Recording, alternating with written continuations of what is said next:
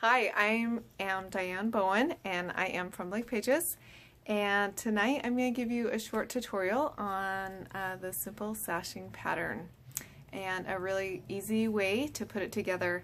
I decided to start it off with a little selfie of me because I know sometimes it's fun to see the faces behind the video.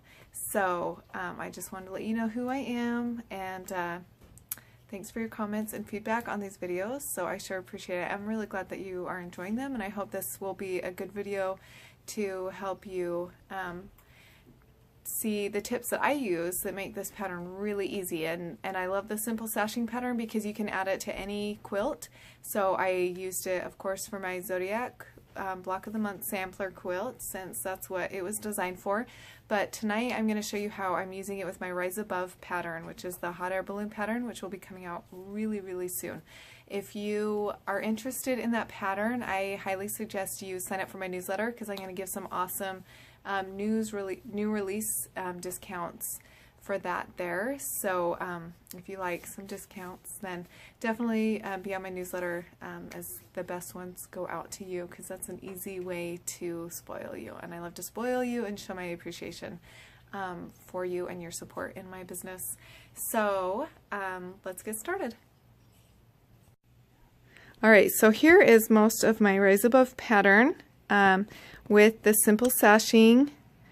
For the sashing, I simplified the sashing here. In the pattern, it has two lattice elements, which are these. These are the lattice elements.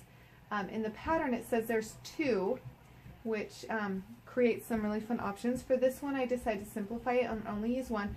So this is the 12-inch block, and so instead of this piece of fabric being cut what it says, this is 10.5 inches by 2.5 inches. So if you only want to do one lattice for the 12-inch block, there's a little shortcut for you to make that easier.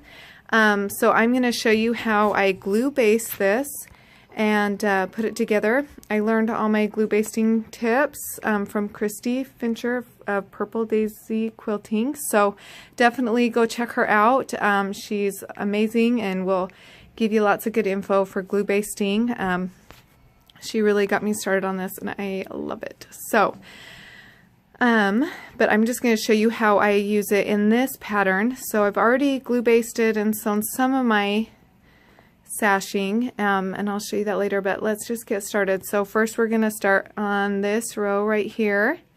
So you might get some like weird headshots of me and stuff. So I don't know how I look from that angle, but hopefully it's alright. So let's get started. I'm going to zoom down on the ironing board so you can see what I'm doing better. Let's see if I can get this in place there. Sorry. Okay. So we're going to start with this here. So I'm going to come over on this end.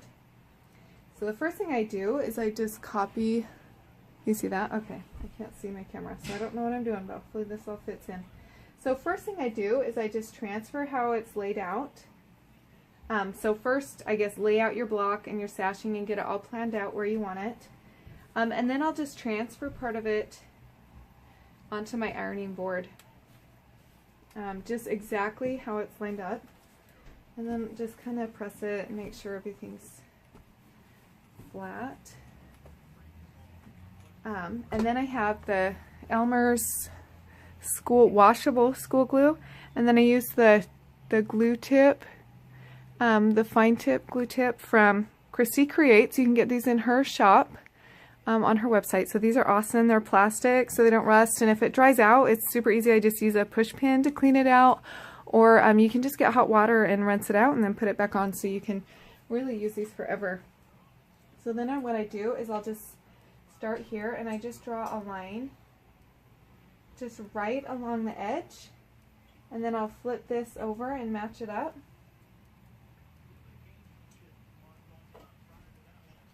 And I heat set it.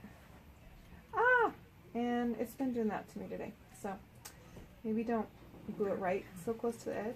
I don't know why it does that. Anyway, and then I'll just kind of open it up. So, and then the iron will heat set it so that it stays together so it doesn't come apart. And I'll just bring this over and just line it up. This is good because if you mess up, it's not sewn together, so you don't have to unpick anything if you realize that like something's in the wrong place, or you know, you want to flip it around or something.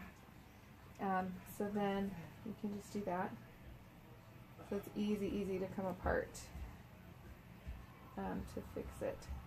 So, and the reason why I do this is because when you have sashing, you have a lot of pieces that you want to keep in order.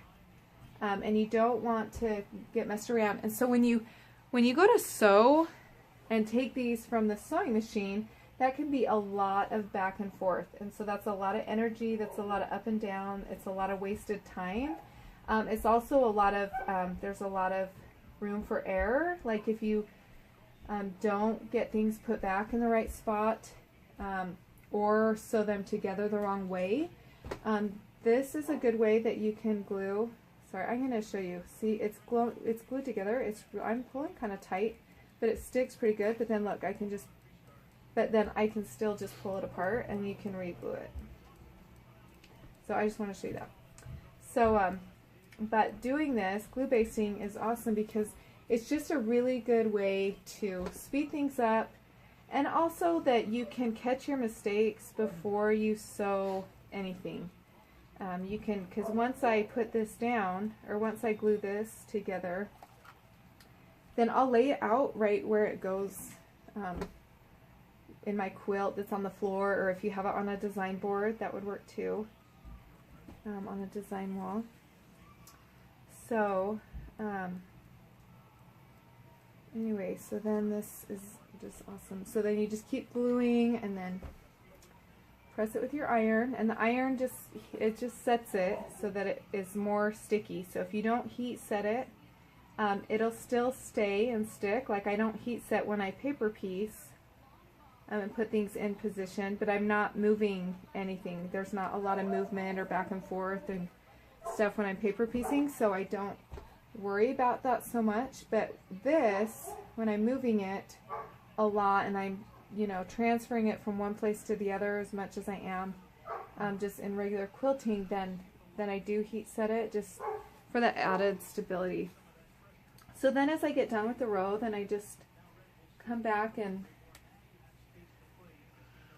put things back, line them up on the ironing board again, and then again I'll just press it, make sure everything's flat. I don't always, this is so bad, so since when I paper piece, I use cutting templates to cut out my fabric, so I actually don't iron my fabric before I cut it out, because I use my cutting templates and it doesn't matter if it's so exact. So then sometimes when I'm cutting something really quick like this, I don't always iron it. So beforehand, obviously if it's wrinkly and really bad, then I will, but these, there was just a crease in some of them, but so I didn't necessarily iron it. I just pushed it down with my iron and kind of just went to it, because I don't know, because I can get away with that, I guess, so I do. Anyway, so it's just a lot of the same stuff. Okay, so then I'll show you after this, show you what I do for the in-between sashing.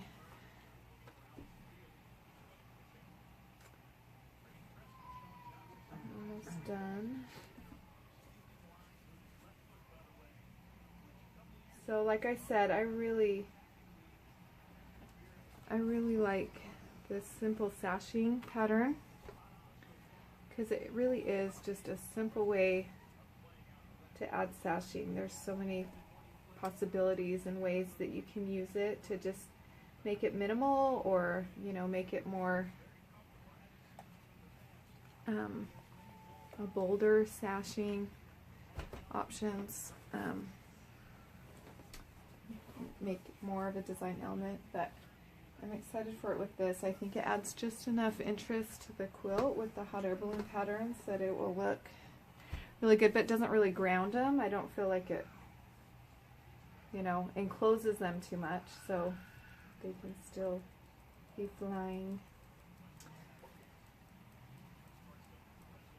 The fabrics I'm using for these are, the prints are Mirage Fabrics by Alex Anderson for RJR Fabrics, and they're in quilt stores now, so you can get them. But I think they're so pretty, and I'm so glad that I've had this opportunity to work with them, especially with this pattern, because I think the hot air balloons are such a fun way to show off prints just on their own and just let the prints shine, because they are kind of more isolated. You really get to see each fabric individually in this pattern. So I think any fabric that you just love, your fabrics that you just love, I think would be a really fun to use in this hot air balloon, this Rise Above pattern. So then once I'm done, I'll just put this back, and it'll be shorter than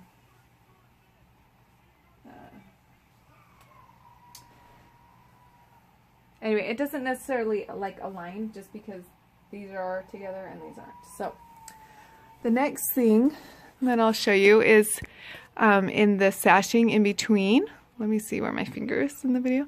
So I'll show you how to attach the little lattice piece with the sashing and then the lattice on the end, and we'll do those with each of these. So it's just the same technique, and I just start on one end, and you can even do a few at a time, because since you have it all laid out, then you can see exactly where it goes.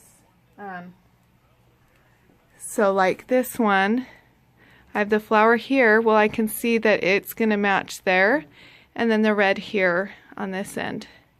So I keep those lined up, and then I can see where it goes. So I'm getting them back in the right place and the right orientation after I get them glue basted together. So it's just the same thing, except just not as many. So what I do is just make it fast, is I'll glue like all on one side first and put the fabrics together.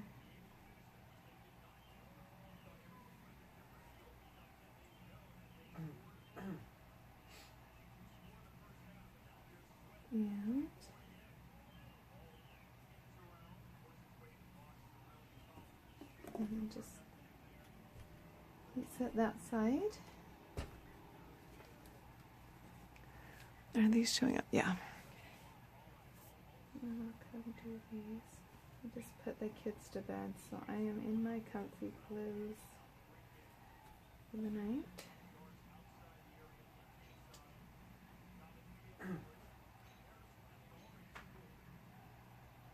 I used to not like pink at all, and now it's like I love to wear pink. I don't know. Quilting changed me to like pink, I think. Pink and rainbows. Obviously, I always like rainbows, but I love quilting rainbows and pink now. Alright, so then I have these done. So then you can see that one is the top and one's the bottom. So then I'll just kind of find where these go. So I'll put them in place there, and you don't have to open them, just keep them closed. Okay, and then I'll continue over here with these ones, but let's say that I already glued those, and let's talk about sewing these together. So once I have them all glue basted, I can just take this whole thing and take it to the sewing machine to sew all these seams.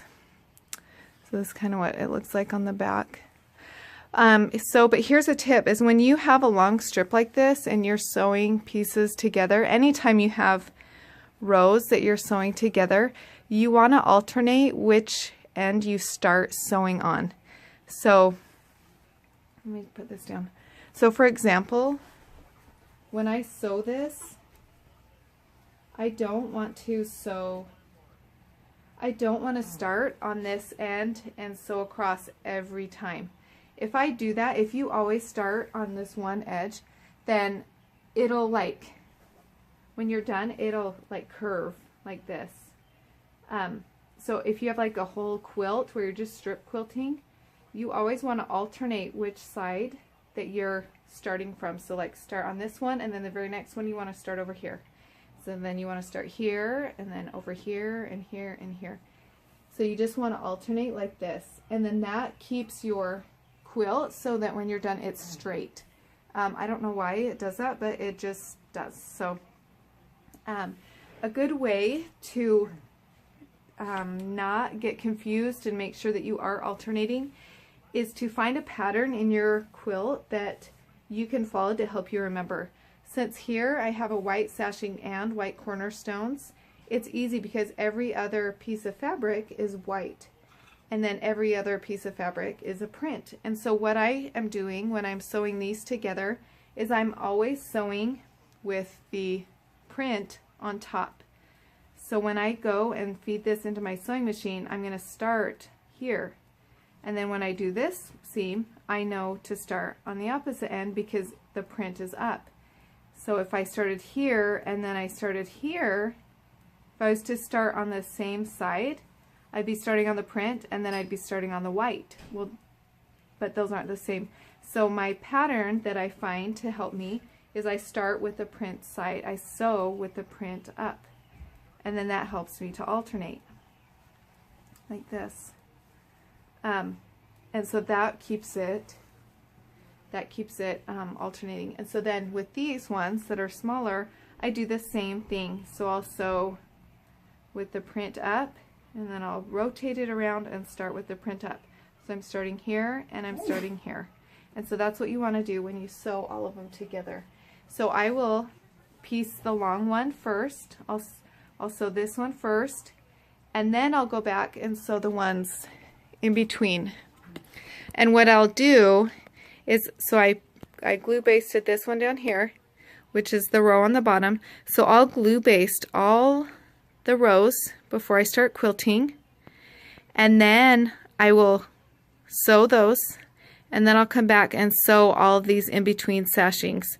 Because if I have my rows in place, then I know where they go because I can put them in the right spot based on where the fabrics are here in these middle sashings. And then once I get these ones put back in place, then again I can take all of these out, and then I can know, whoops, I can take all those out, and then I can know where they go because these long sashings are in place, so they'll match up.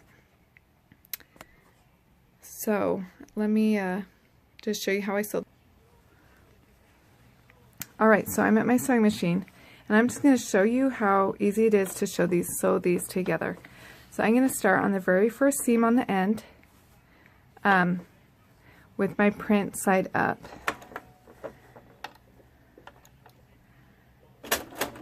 And you can kind of just chain piece these. It's really easy to chain piece these when it's sewn together. So once I sew that, then I'll just go down my row and I just find the next one. The next piece. So like, I don't want to sew that one. That's going to be harder because it's so close. But I just go down far enough that I have room to kind of just bring it back to my sewing machine without being weird. So like, I'll skip that one because that will be too close. Just kind of untwist it and find the next one down.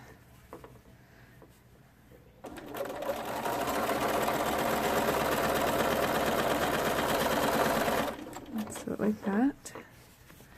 Just keep going. Oh look, I think that's one I pulled on. I didn't glue baste that one very well.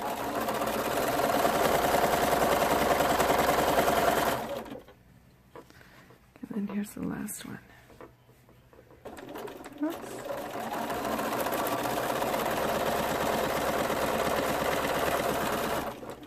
Okay, and then you get all these sewn together, so I just come in and cut it. Cut these apart. Oops, sorry for the wiggle, I bumped my camera. Alright, and then, so you're here, now I'll just turn it over and start from the other direction. And I just keep doing that. Oh, I'm sorry, the camera's on the chair. It's wobbling. So then I'll just come back and do the same thing. Then I just go down until I find one that isn't sewn. So basically you'll go back and forth 4 times because you have these different groups of 4. So if you just keep doing this back and forth,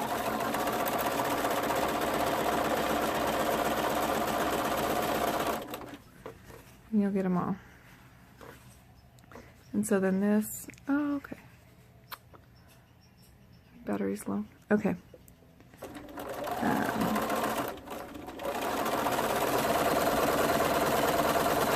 I'll just show you one more. So then after I do that, I'll clip it.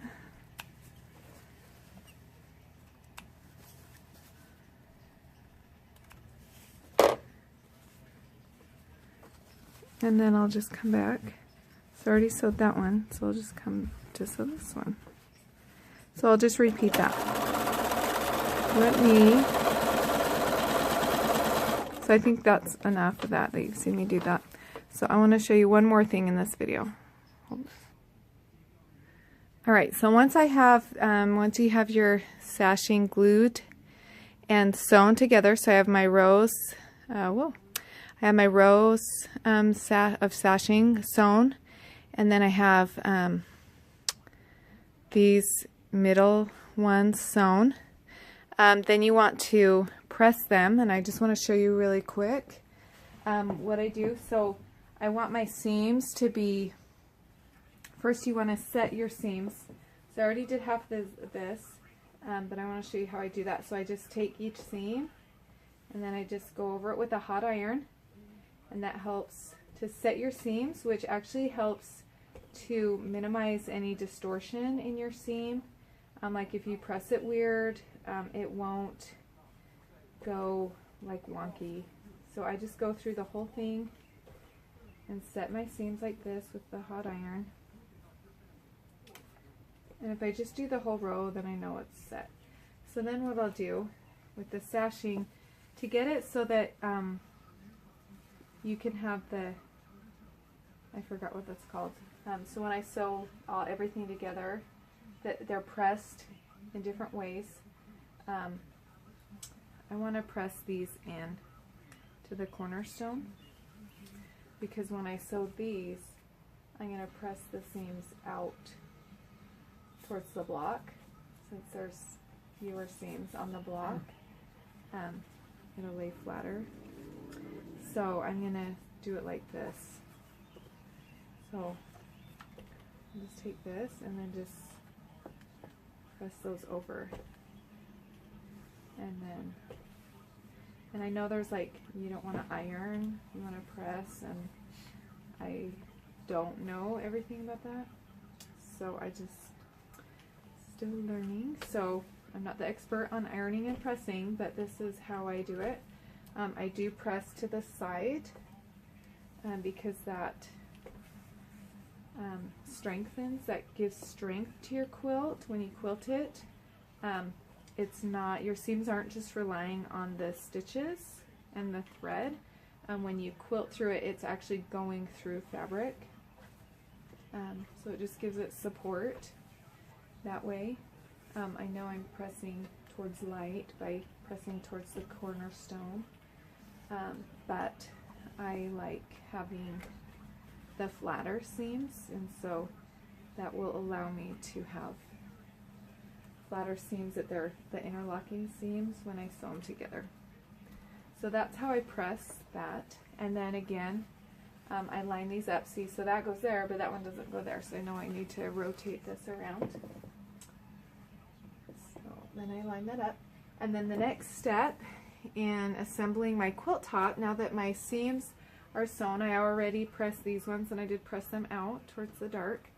The next thing I'm going to do is I'm going to just sew I'm just going to sew this this whole row together with the block. So this sashing block, and then the thing that you want to do, just like I said, how you want to alternate your sides, and so you pick a pattern or you pick a pattern to help you remember which goes on top. So when I sew these to my block, what I'll do is I will always sew, when I feed it into my machine, I'll have the sashing on top.